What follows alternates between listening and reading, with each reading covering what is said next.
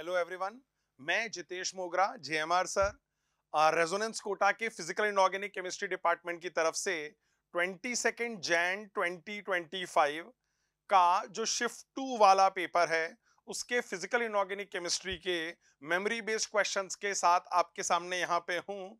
चलिए देखते हैं क्या क्या क्वेश्चंस पूछे गए थे, क्या क्या कॉन्सेप्ट्स इन्वॉल्व थे, किस तरीके से उन क्वेश्चंस को सॉल्व किया जा सकता था। जो भी बच्चों का पेपर कल परसों और आगे के दिन में है वो इन पेपर से थोड़ा सा एक आइडिया ले सकते हैं, इन क्वेश्चन से आइडिया ले सकते हैं कि किस टॉपिक के क्वेश्चंस थोड़े ज्यादा पूछे जा रहे हैं। चलिए टाइम खराब नहीं करते हैं, सीधा क्वेश्चन के ऊपर फोकस करते हैं। ठीक है, पहला सवाल जो है देखिए आपको दिया हुआ है, which of the following ions does not show disproportionation reaction. जो क्रिटिकल बात है सवाल के अंदर दैट इज डिस्प्रोपोर्शनेशन रिएक्शन।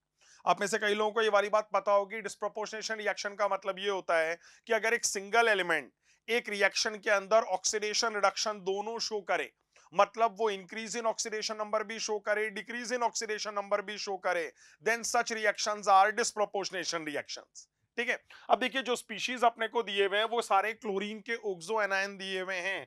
अगर मैं इस लास्ट वाले आयन के ऊपर फोकस करूं, दैट इज हमको पता है ये परक्लोरेट आयन है।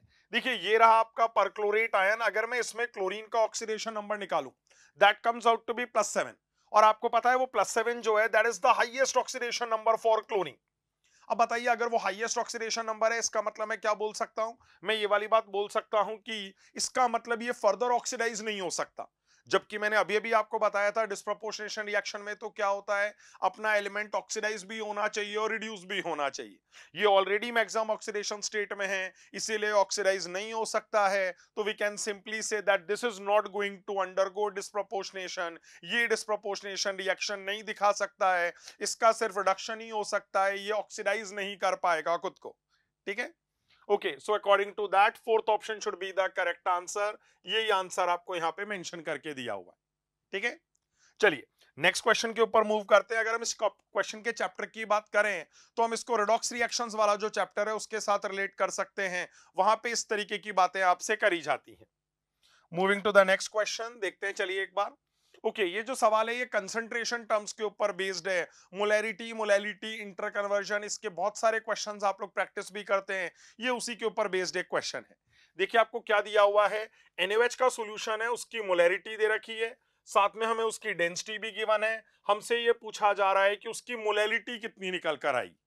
आप में से कई लोगों को ये वाली बात ध्यान होगी, मोलैरिटी जो होती है वो एक टेम्परेचर डिपेंडेंट क्वांटिटी होती है, मोलैलिटी जो है वो टेम्परेचर इंडिपेंडेंट क्वांटिटी होती है। दोनों को रिलेट करने के लिए डेंसिटी ऑफ द सॉल्यूशन चाहिए जो भी हमको दे रखा है।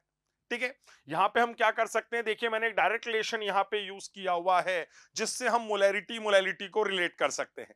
ठीक है, अगर आपको इंटर कन्वर्जन में थोड़ी सी भी दिक्कत आती है तो मैं आपसे बोलूंगा ये वाला फॉर्मूला अगर आप याद रख लेंगे तो काफी फायदा होकर आ रहा होगा। इसमें आप डायरेक्टली मोलैरिटी की वैल्यू पुट कर देंगे, molecular mass of the solute put कर देंगे, डेंसिटी सॉल्यूशन की पुट कर देंगे, तो you will get the value of molarity. देखिए यहाँ पे अपने पास में हमने क्या कर दिया, मोलैरिटी पुट कर दी है यहाँ पे, डेंसिटी आपको 1.25 दी हुई है ही। NaOH अगर आप जोड़ेंगे तो इसका मॉलिक्यूलर मास 40 के बराबर आ जाता है। तो गौर से देखिए ये 40 मॉलिक्यूलर मास पुट कर दिया गया है। यहां से सॉल्व करते हैं तो हम देखते हैं अप्रोक्सीमेटली रिजल्ट 2.65 m के बराबर आ जाता है। अगर ऐसा है तो we can see that fourth option comes out to be the correct option here. ठीक है, ध्यान रखना इसको हम बेसिक्स के एनालाइज करके भी सवाल को सॉल्व कर सकते थे, पर एग्जाम में थोड़ा सा टाइम कम रहता है, इसलिए मेरा सजेशन होगा कि हम जल्दी से इस डायरेक्ट रिलेशन को ध्यान रखें और इसके कॉरस्पॉन्डिंग हम क्वेश्चन को सॉल्व कर सकते हैं। आप चाहे तो इसे मूल कंसेप्ट का सवाल मान सकते हैं, आप चाहे तो इसे सॉल्यूशंस कॉलिगेटिव प्रॉपर्टीज के साथ भी रिलेट कर सकते हैं। दोनों के अंदर ही कंसंट्रेशन टर्म्स के बारे में बातचीत करी जाती है। ठीक है, ओके, सवाल की बात करूं तो बड़ा फंडामेंटल सा सवाल है, बहुत सारे सवाल जेईई मेंस ने ऐसे पूछे हुए हैं, nothing very much new in this. ठीक है, चलिए अगले सवाल के ऊपर मूव करते हैं। नेक्स्ट क्वेश्चन जो हमको दिया हुआ है, इन्होंने कहा है अपने को, देखो 4 कॉम्प्लेक्सेस दे रखे हैं यहाँ पे, 4 कॉम्प्लेक्सेस दे रखे हैं, हमसे ये पूछा है arrange according to CFSE value. आपको क्या करना है, इन कॉम्प्लेक्सेस को CFSE वैल्यू के कॉरस्पॉन्डिंग अरेंज करना है। कैसे किया जा सकता है, चलिए वो फैक्टर्स याद करते हैं बेसिकली जो CFSE को डिसाइड करते हैं। ठीक है, तो हमें पता है कहीं ना कहीं CFSE स्टेबिलिटी को बताता है, इसलिए जो भी फैक्टर्स स्टेबिलिटी से रिलेटेड हैं उन सारे फैक्टर्स को हम यहाँ पे कंसिडर करेंगे तो हमारा आंसर निकल कर आ जाएगा। ठीक है। देखिए यहां पे अगर मैं बात करूं तो एक फैक्टर इन्होंने बोला हुआ है सीएफएसई स्ट्रेंथ ऑफ द लीगेंड पे डिपेंड करती है। हम जानते हैं ये वाली बात, जितना स्ट्रॉन्ग लीगेंड होएगा, जितना स्ट्रॉन्ग फील्ड लीगेंड होएगा, सीएफएसई स्टेबलाइजेशन उतना ही ज्यादा निकल कर आ रहा होगा। ऐसे ही हम बोल सकते हैं क्या, चार्ज ऑन द कैटायन जितना ज्यादा होगा उतना ही सीएफएसई स्टेबलाइजेशन ज्यादा आएगा। ठीक है, हम बोल देते हैं चार्ज ऑन द कैटायन ज्यादा तो डेल्टा ओ बढ़ जाता है। अगर डेल्टा ओ बढ़ जाएगा तो फिर स्टेबिलिटी भी क्या होगी, इंक्रीज होकर आ जाएगी। ठीक है, चलिए वैसे ही कुछ बातचीत इस कॉम्प्लेक्सेस के अंदर देखते हैं।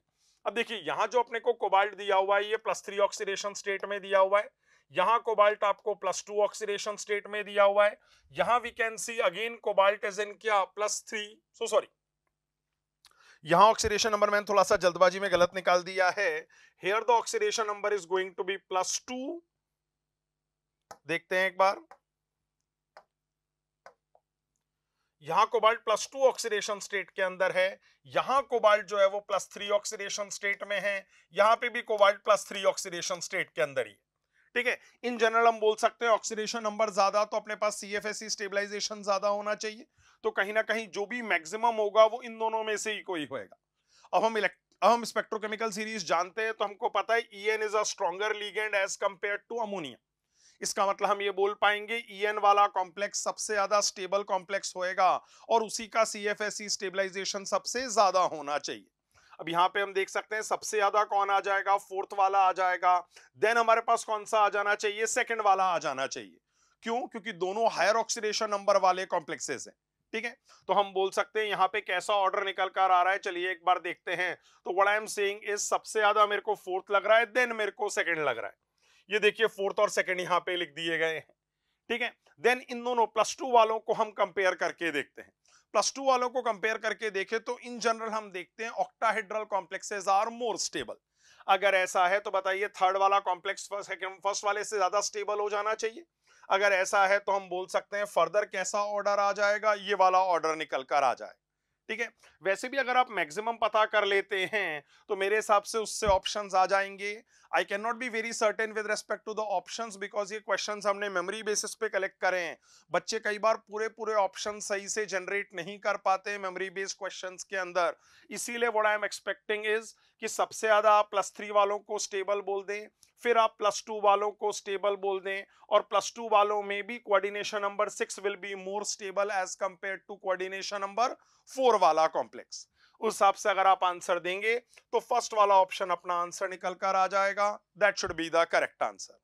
ठीक है, कोऑर्डिनेशन कंपाउंड्स का सवाल है, थोड़ा सा दिमाग लगकर आ रहा है कॉम्प्लेक्स के अंदर। आपको ऑक्सीडेशन नंबर का फैक्टर भी देखना पड़ेगा, आपको स्ट्रेंथ ऑफ द लिगेंड्स का फैक्टर भी देखना पड़ेगा, कोऑर्डिनेशन नंबर भी अलग अलग होकर आ रहे हैं। सारी बातें कंसिडर करेंगे then you can easily comment upon the things. ठीक है, चलिए नेक्स्ट क्वेश्चन के ऊपर मूव करते हैं। अगला सवाल जो हमको दिया हुआ है, देखिए अगेन ये सवाल भी कंसंट्रेशन टर्म्स के ऊपर ही बेस्ड है। आपको दो सॉल्यूशंस दिए हुए हैं। देखिए this is 0.5 M 0.2 M solution 200 ml NaOH का सॉल्यूशन है। इसको हमने इस सॉल्यूशन के साथ क्या कर दिया है, मिक्स कर दिया। आपसे पूछ रहे हैं कि फाइनल सॉल्यूशन की मोलैरिटी क्या आएगी। बहुत बेसिक क्वेश्चन है, कई लोगों ने कई सारी बार इस टाइप का क्वेश्चन प्रैक्टिस किया हुआ होगा। हम बोलते हैं जब भी दो सॉल्यूशंस को मिक्स कर दिया जाता है तो मिक्सिंग के टाइम पे we can simply apply this formula. क्या फॉर्मूला यूज होकर आ जाता है कि फाइनल सॉल्यूशन की मोलैरिटी बराबर we write it as M1V1 plus M2V2 by V final. ये वाली वैल्यू अपने पास ऑब्टेन होकर आ जाती है। ठीक है ना, अगर मैं यहाँ पे बातचीत करूं तो देखिए अपने पास पहले की मोलैरिटी दे रखी है, पहले का वॉल्यूम लिख दिया। दूसरे की मोलैरिटी दे रखी है, दूसरे का वॉल्यूम लिख दिया। Total volume of the mixture से डिवाइड कर दिया है। सॉल्व करेंगे तो ये वाली वैल्यू आ जाएगी। अब इन्होंने आंसर को एक प्रॉपर तरीके से एक्सप्रेस करने के लिए बोला था। अगर हम इस तरीके से इस आंसर को एक्सप्रेस करेंगे तो जो x की वैल्यू हमारे पास है as per the given answer 4 के बराबर ऑब्टेन होकर आ जाएगी। ठीक है, again I am not sure about the data of the question. हाँ, लेकिन सवाल के अंदर दो सॉल्यूशंस की मोलैरिटी को मिक्स करके रिजल्टिंग सॉल्यूशन की मोलैरिटी ही पूछी गई थी, वही अप्रोच यहाँ पे फॉलो करी गई। ठीक है, data might be different. Again सवाल कंसंट्रेशन टर्म्स के ऊपर बेस्ड था एंड इजी कैटेगरी के अंदर आना चाहिए बिकॉज मिक्सिंग के बहुत सारे सवाल बच्चे प्रैक्टिस कर रहे होते हैं। ठीक है, चलिए अगले सवाल के ऊपर मूव करेंगे। The next question that I am talking about is, देखिए दो स्टेटमेंट्स यहाँ पे दिए हुए थे। इन्होंने क्या बात बोली है, पहला स्टेटमेंट पढ़ते हैं।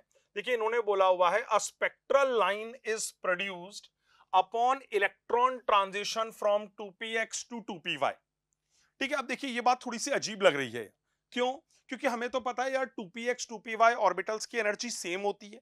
अब आपको पता है स्पेक्ट्रल लाइन तो तब एमिट होकर आती है जब एक फोटोन एमिट होकर आए, और फोटोन कितनी एनर्जी का एमिट होकर आ रहा होता है, difference of the two energy states की एनर्जी का फोटोन एमिट होकर आ रहा होता है, जो एक क्या करता है, स्पेक्ट्रल लाइन प्रोड्यूस करता है। अब बताइए अगर इन दोनों ऑर्बिटल्स की एनर्जी सेम है तो हम ये बोल सकते हैं कि एक इलेक्ट्रॉन के ट्रांजिशन के दौरान कोई एनर्जी डिफरेंस नहीं रहेगा दोनों ऑर्बिटल्स में। इसका मतलब कोई फोटोन नहीं एमिट होकर आना चाहिए, कोई स्पेक्ट्रल लाइन नहीं बनकर आएगी। इन्होंने कहा है कि एक स्पेक्ट्रल लाइन बनकर आती है, तो ये स्टेटमेंट तो गलत होकर आ गया। सेकंड स्टेटमेंट में देखिए इन्होंने बोला है 2px and 2py are degenerate orbitals. ये जो वर्ड है थोड़ा सा इंपॉर्टेंट वर्ड है अपने लिए, जेईई एडवांस भी एक बार इसके ऊपर सवाल पूछ चुका है। डीजेनरेट का मतलब होता है इक्वल एनर्जी के ऑर्बिटल्स। अब मैंने आपको बताया भी सही, देखिए इन दोनों ऑर्बिटल्स के लिए अगर आप n+l रूल अप्लाई करेंगे तो सेम वैल्यू निकल कर आ रही है। इसका मतलब दोनों का एनर्जी लेवल क्या है, same. They are degenerate orbitals, ये सही बात है। और सोचो इसीलिए अपन ये वाली बात बोल सकते हैं कि इनमें ट्रांजिशन के दौरान कोई फोटोन एमिट नहीं होकर आएगा, कोई स्पेक्ट्रल लाइन प्रोड्यूस नहीं होकर आएगी। तो what I am saying is ये वाला स्टेटमेंट तो सही है, ये स्टेटमेंट गलत दिया हुआ है, कोई स्पेक्ट्रल लाइन नहीं बनकर आनी चाहिए। उस हिसाब से हम देखें तो S1 फॉल्स, S2 ट्रू। यहां जो हमारा ऑप्शन आ रहा है दैट इज सेकंड ऑप्शन सही निकल कर आ रहा है। ठीक है, ओके। केमिकल एटॉमिक स्ट्रक्चर के थ्रू उसको रिलेट किया जा सकता है। क्वांटम नंबर्स, इलेक्ट्रॉनिक कॉन्फ़िगरेशन वाला जो पोर्शन है वहां के ऊपर बेस्ड एक सवाल है। बहुत ज्यादा मुश्किल सवाल नहीं है, थोड़ा सा ढंग से पढ़ने की जरूरत थी तो आपसे क्वेश्चन होकर आ जाता। ठीक है, चलिए नेक्स्ट क्वेश्चन के ऊपर मूव कर रहे हैं। देखिए क्वेश्चन थर्मोडायनेमिक्स का बहुत आसान सा सवाल है। आपको कुछ क्वांटिटीज यहाँ पे दी गई हैं और आपसे पूछा गया है कि एक्सटेंसिव प्रॉपर्टीज हैं या इंटेंसिव प्रॉपर्टीज हैं, something like that. I hope कई लोगों को ये वाली बात पता होगी कि इंटेंसिव प्रॉपर्टीज जो होती हैं वो मास इंडिपेंडेंट होती हैं, या हम बोल सकते हैं क्या, अमाउंट इंडिपेंडेंट होती हैं। जबकि अगर मैं एक्सटेंसिव प्रॉपर्टीज की बात करूं जैसा यहां लिखा हुआ है तो आप देख लीजिए ये क्या होता है, ये अमाउंट डिपेंडेंट क्वांटिटीज होती हैं। ये शायद आपको फिजिक्स के अंदर भी बताया गया होगा, केमिस्ट्री में भी बताया जाता है एक्सटेंसिव इंटेंसिव प्रॉपर्टीज के बारे में। ठीक है, अब चलिए यहां पे देखते हैं एक बार। टेम्परेचर, प्रेशर, डेंसिटी, ध्यान रखिए सारी वैल्यूज अमाउंट के ऊपर डिपेंड नहीं कर रही होती हैं। ठीक है, हम देखते हैं कि अपने पास में बताइए 1 किलो पानी ले लूं, हो सकता है उसका टेम्परेचर भी 25 डिग्री सेंटीग्रेड हो, और मैं 100 ml पानी ले लूं, उसका टेम्परेचर भी 25 डिग्री सेंटीग्रेड हो। तो बताइए टेम्परेचर अमाउंट पे डिपेंड कर रहा है क्या? नहीं। ऐसे ही हम बोल सकते हैं एक छोटे से कमरे के अंदर भी एयर का प्रेशर 1 atm हो सकता है, और एक बड़े से कमरे के अंदर भी एयर का प्रेशर 1 atm हो सकता है। इसका मतलब हम बोल सकते हैं अगेन ये प्रेशर वाली क्वांटिटी भी किसके ऊपर डिपेंड नहीं कर रही है, अमाउंट या साइज के ऊपर डिपेंड नहीं कर रही है। Same is the thing with density. सोचिए आपको पता होगा पानी की डेंसिटी हम 1 ग्राम पर ml के बराबर लेते हैं, वो 1 किलो पानी के लिए भी वैलिड होती है और 10 ग्राम पानी के लिए भी वैलिड होती है। इसका मतलब हम देख सकते हैं ये तीनों ही क्वांटिटीज ऐसी हैं जिनका अमाउंट से कोई लेना देना नहीं है। इसका मतलब हम इन्हें इंटेंसिव प्रॉपर्टीज बोल सकते हैं, और उस हिसाब से अगर हम देखें तो जो फर्स्ट ऑप्शन है वो सही निकल कर आ जाएगा। बाकी जो प्रॉपर्टीज है अगर उनको देखें तो मास और वॉल्यूम, ये दो ऐसी प्रॉपर्टीज हैं जो अमाउंट के ऊपर डिपेंड कर रही होती हैं। और बताइए अगर अमाउंट पे डिपेंड कर रही हैं तो ये कैसी प्रॉपर्टीज हो जाएंगी, एक्सटेंसिव प्रॉपर्टीज होकर आ जाएंगी। हमें यहाँ पे सही ऑप्शन चूज करना था, वो पहला वाला ऑप्शन ही निकल कर आ रहा है। All the properties involved in this are intensive properties. ठीक है, ये वाला कॉन्सेप्ट समझ में आना चाहिए। थर्मोडायनेमिक का बेसिक कॉन्सेप्ट है, इनफैक्ट केमिस्ट्री के अंदर तो फर्स्ट लेक्चर में ही थर्मो में हम ये वाली बात कर रहे होते हैं, extensive properties and intensive properties, उसी के ऊपर बेस्ड ये वाला क्वेश्चन था। ठीक है, चलिए नेक्स्ट क्वेश्चन के ऊपर मूव कर रहे हैं। यहाँ पे देखिए इस सवाल के अंदर आपको 4 मॉलिक्यूल्स दे रखे हैं और आपको चारों का डायपोल मोमेंट कंपेयर करने के लिए बोला गया है। ठीक है, थोड़ा सा कंट्रोवर्शियल क्वेश्चन इसलिए लगता है because the values are not very much different from each other. वैसे भी जनरली क्या होता था, इस टाइप के सवाल जब भी जेईई मेंस ने इससे पहले पूछे हैं, तो कम से कम एक या दो स्पीशीज ऐसे होते थे जिनका डायपोल मोमेंट जीरो आ जाया करता था because of their symmetrical shape. जैसे आप में से कई लोगों को पता होगा, अगर shape of the species linear है तो कई बार डायपोल मोमेंट कैंसिल हो जाता है। ट्राइगोनल प्लेनर है, टेट्राहेड्रल है, इन सब के केस में डायपोल मोमेंट कैंसिल आउट होकर आ जाता है। पर यहाँ पे एक भी स्पीशी ऐसा नहीं दिया हुआ है जिसका डायपोल मोमेंट क्या हो, जीरो के बराबर। ठीक है, चलिए एक एक करके स्पीशीज को एनालाइज करते हैं और डिसाइड करते हैं कि किसका डायपोल मोमेंट ज्यादा, किसका डायपोल मोमेंट कम आने वाला है। ठीक है, देखिए सबसे पहले मैं बात करना चाह रहा हूं NF3 के बारे में। ठीक है, NF3 की अगर हम बात करें ना, देखिए किस तरीके का स्ट्रक्चर होता है। Structure is going to be pyramidal. कई बार फ्लोरीन को देख के बच्चों को ऐसा लगता है कि शायद इसका डायपोल मोमेंट बहुत ज्यादा निकल कर आए, पर इस मॉलिक्यूल की खास बात क्या होती है, फ्लोरीन बीइंग मोर इलेक्ट्रोनेगेटिव, जो बॉन्ड मोमेंट्स का डायरेक्शन होगा वो ऐसा होगा। पर ये जो लोन पेयर होता है ना, इसके कारण जो बॉन्ड मोमेंट क्रिएट होकर आता है, that is directed away from the molecule. I don't know, अगर आपने अच्छी पढ़ाई करी है तो आपने अमोनिया और NF3 में डायपोल मोमेंट का कंपैरिजन शायद पढ़ा हुआ होगा, और हम देखते हैं अमोनिया ज्यादा आ जाता है as compare to NF3। NF3 के कम आने का कारण क्या होता है कि ये लोन पेयर का जो इफेक्ट है और जो तीनों बॉन्ड्स का इफेक्ट है, ये एक दूसरे को कैंसिल कर देते हैं। इसीलिए हम देखते हैं वैल्यू काफी कम निकल कर आ रही होती है। The value is seen to be close to zero, बहुत कम वैल्यू आएगी। इनफैक्ट अगर आप डेटा भी देखें, देखिए NF3 का जो डेटा आ रहा है, क्या वो काफी कम डेटा निकल कर आ रहा है? हाँ, तो ध्यान रखना इस सवाल को अगर हम इस अप्रोच के साथ सॉल्व करेंगे तो थोड़ा सा ठीक रहेगा कि जिस भी ऑप्शन के अंदर आपको NF3 क्या दिया हुआ हो, मिनिमम दिया हुआ हो, प्रबल संभावना है वही अपना आंसर होना चाहिए। ठीक है, चलिए यहाँ पे कुछ और स्पीशीज भी इन्वॉल्व हैं, एक बार उनको भी देख लेते हैं। CHCl3 के बारे में अगर मैं बात करूं, ये देखते हैं एक बार। देखिए this is going to be the tetrahedral structure CHCl3। Carbon hydrogen में ज्यादा इलेक्ट्रोनेगेटिव डिफरेंस नहीं होता, लेकिन क्लोरीन हाईली इलेक्ट्रोनेगेटिव होता है। इसीलिए हम बोल सकते हैं ये तीनों वेक्टर्स का सम यहाँ पे आ रहा होगा, जो किसी के साथ कैंसिल भी नहीं होने वाला है। अगर ऐसा है तो I think I can say that this molecule is expected to have the maximum dipole moment among all. ठीक है, ये मुझे ऐसा लग रहा है कि शायद मिनिमम वाला आ जाएगा, ये मुझे ऐसा लग रहा है कि कौन सा आ जाएगा, मैक्सिमम निकल कर आ जाएगा। Then we have two more quantities, H2S है और HBr है। ठीक है, इन दोनों के केस में अगर हम देखें तो H2S की जो शेप होती है that is almost bend shape, पर अगेन दोनों में इलेक्ट्रोनेगेटिव डिफरेंस बहुत ज्यादा नहीं है। सल्फर की इलेक्ट्रोनेगेटिविटी अराउंड 2.5 होती है, हाइड्रोजन की अराउंड 2.1 होती है।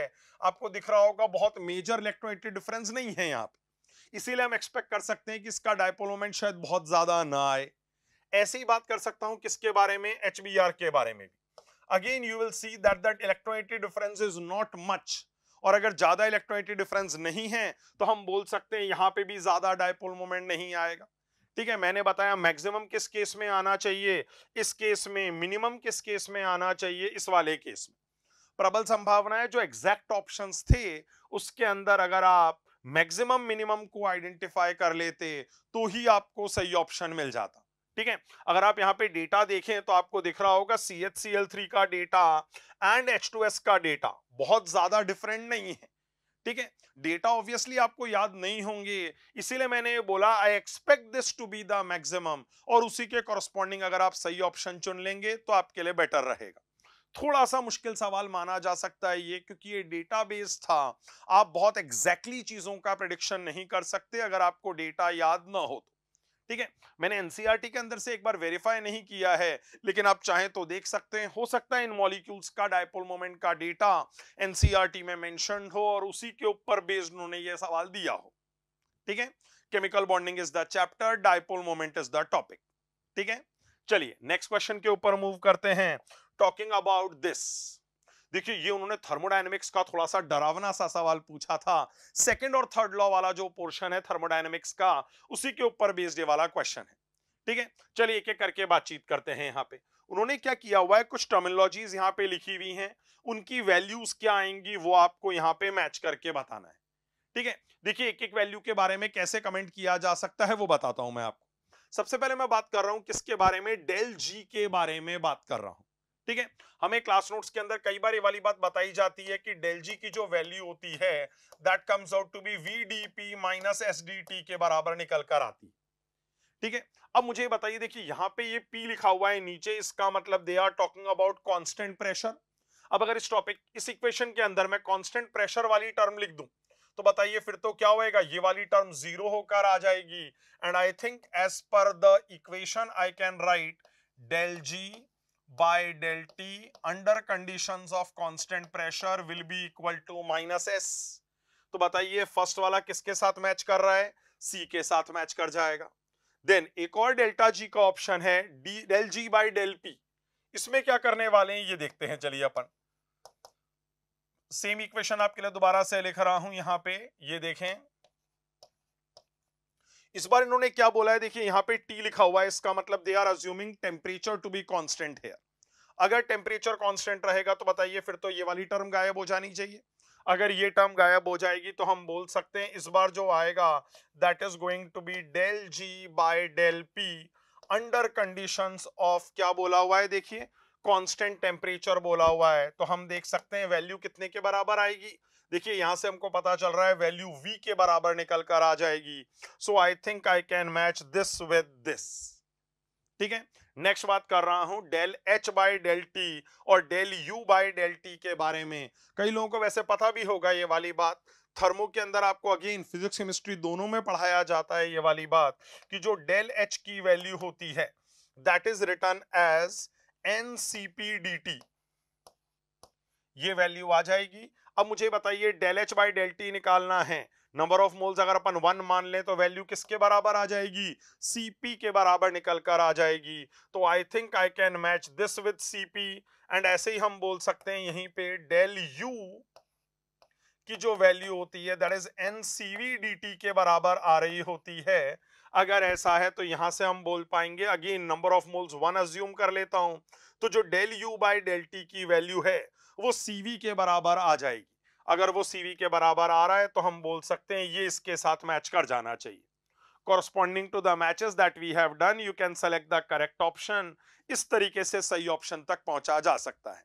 सवाल देखने में थोड़ा सा डरावना था, डेल्टा जी टॉपिक से जनरली बच्चों को वैसे ही थोड़ा सा डर लग रहा होता है। हाँ, पर अगर आपने ये फंडामेंटल इक्वेशन पढ़ी हुई है डेल्टा जी बराबर V d P minus S d T, तो इससे आपके दो मैचेस ऑब्टेन होकर आ जाएंगे। ध्यान रखिए मैच द कॉलम के काफी questions JEE Mains last year भी पूछा था, इस साल भी काफी क्वेश्चंस पूछ रहा है। आप अगर कहीं पे भी कुछ भी यहाँ पे आंसर कर सकते हैं तो आप कुछ ऑप्शंस को तो एलिमिनेट कर पाएंगे, बचे हुए ऑप्शन के थ्रू आप क्वेश्चन को आंसर कर सकते हैं। ठीक है। थर्मोडायनेमिक्स सेकंड लॉ के ऊपर बेस्ड ये वाली क्वांटिटीज थी, this is going to be the correct answer. ठीक है। चलिए नेक्स्ट क्वेश्चन के ऊपर मूव कर रहे हैं। ये जो हम अच्छा ये तो इसका सॉल्यूशन ही है, देखिए वही इक्वेशन जो मैंने आपको बताई उसी का यूज किया गया है। एक बार वैल्यू नेगेटिव डेल्टा एस, एक बार वैल्यू नेगेटिव एस, एक बार v, एक बार cp और एक बार cv के बराबर आ गई, यही आपको अभी समझाया गया था। चलिए नेक्स्ट क्वेश्चन के ऊपर मूव करते हैं एक बार। देखिए ये आयनिक इक्विलिब्रियम का क्वेश्चन था, पर ऐसा सवाल बहुत बार जेईई मेंस पूछ चुका है, इनफैक्ट सेम कंपाउंड के लिए ही पूछ चुका है। Zirconium phosphate is the compound. आप देखिए फॉर्मूला थोड़ा सा बड़ा लग रहा है, लेकिन इन्होंने पूछा क्या है अपने से, इन्होंने कहा है कि KSP और सोल्युबिलिटी को आपस में रिलेट कर दें। अब KSP और सोल्युबिलिटी को यहां पे कैसे रिलेट किया जा सकता है, सबसे पहले चलिए देखते हैं ये वाला कंपाउंड ब्रेक कैसे होता है। अगर इस कंपाउंड को मैं ब्रेक करने की बात करूंगा तो ये कैसे आयोनाइज होकर आता है, चलिए देखते हैं एक बार। दिस इज जिरकोनियम फॉस्फेट, ये अपने आयंस के अंदर ब्रेक कर गया। अब बताइए मान लेते हैं कि इसकी सोल्युबिलिटी कितने के बराबर है, तो I am saying let solubility be S mole per litre. अब बताइए अगर इसकी सोल्युबिलिटी S मान ली तो ये 3S बनकर आ जाएगा क्योंकि इसका स्टोइचोमेट्रिक कोफिशिएंट 3 है, ये 4S बनकर आ जाएगा क्योंकि इसका स्टोइचोमेट्रिक कोफिशिएंट 4 है। देखिए दोनों की सोल्युबिलिटी के कॉरस्पॉन्डिंग कंसंट्रेशंस आ गई हैं। हमें पता है KSP का एक्सप्रेशन क्या होता है, जिरकोनियम आयन की पावर 3, देखिए वही लिखा हुआ है, इनटू फॉस्फेट आयन की पावर 4 एज पर द स्टोइचोमेट्री, वही मैंने KSP का एक्सप्रेशन लिख दिया। इसको सिंप्लीफाई करेंगे तो हम देखेंगे इस फॉर्म में लिखा जा सकता है।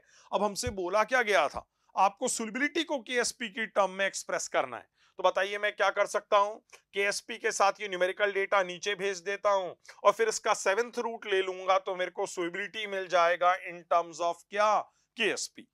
ठीक है, this is going to be the relation, power में 1/7 ऑब्टेन होकर आ रहा होगा।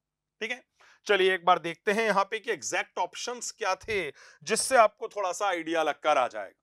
देखिए केएसपी बाय 27 to 56 तो आ ही रहा था, पावर में 1/7 निकल कर आ रहा था। On the basis of that I think I can say that first option is going to be the correct answer.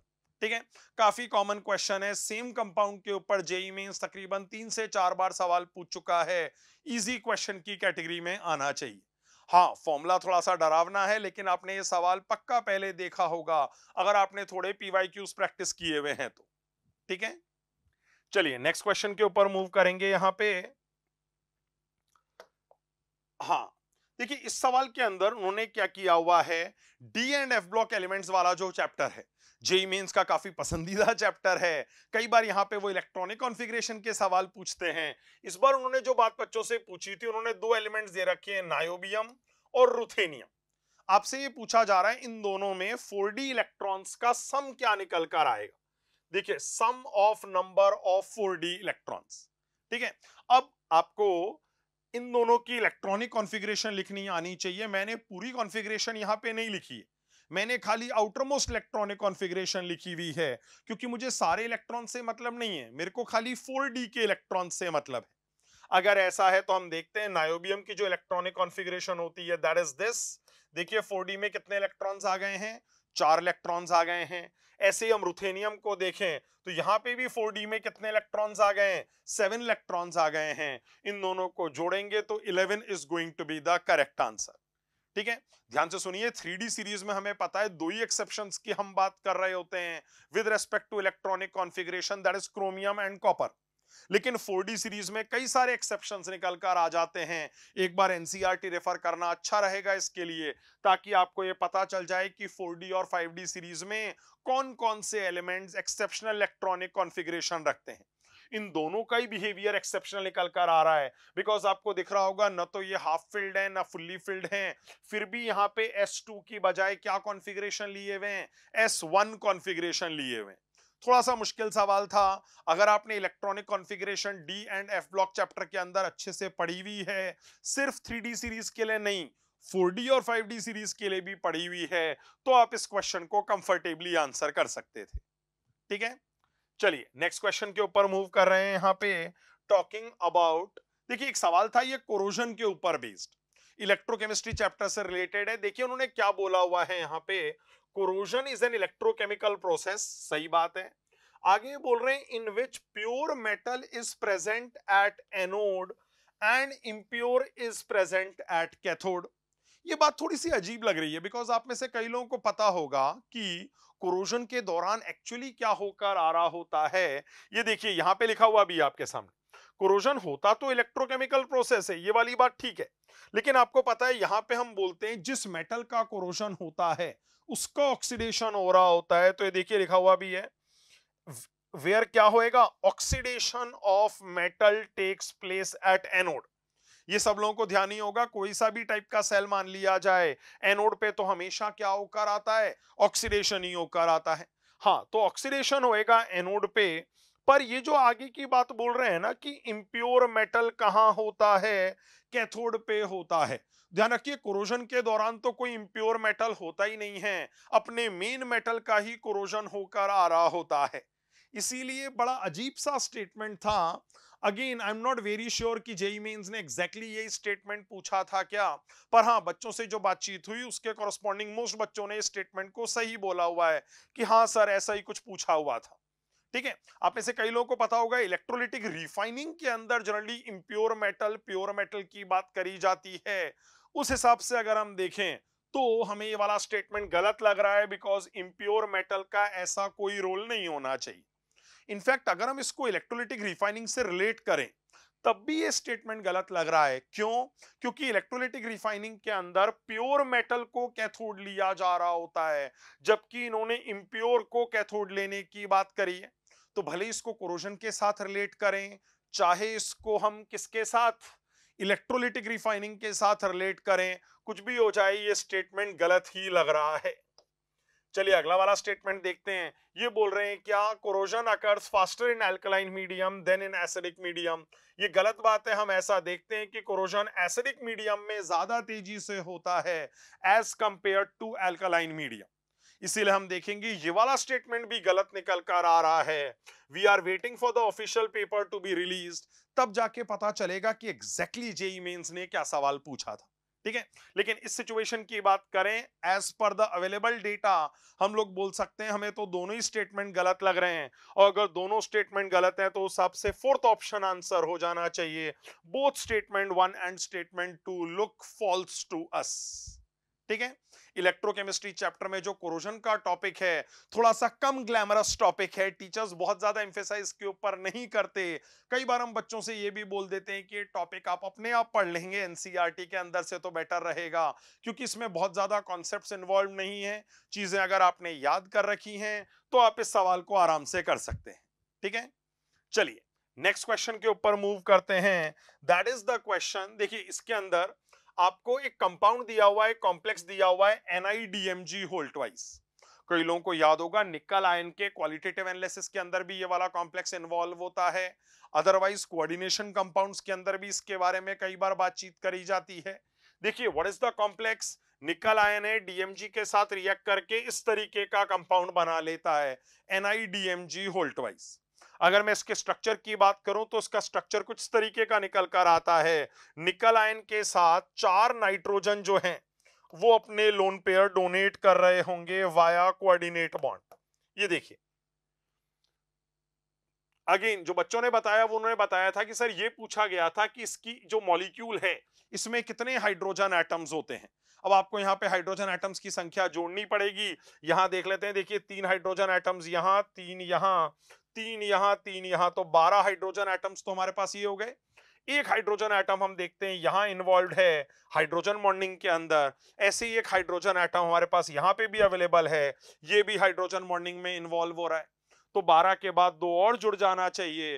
तो as per the information supplied by the students हम बोल सकते हैं कि 14 hydrogen atoms will be involve per molecule. इस molecule के अंदर 14 hydrogen atoms होंगे।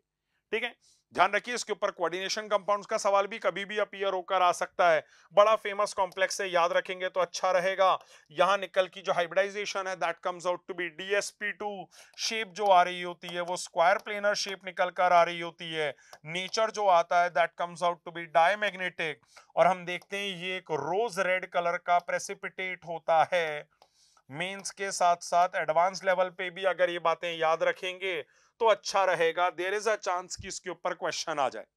ईयर 2003 में इसके ऊपर एक सवाल पहले आ भी चुका है जेई एडवांस्ड के अंदर, याद रखेंगे तो बेटर रहेगा आपके लिए। ठीक है, that is it for now, thank you.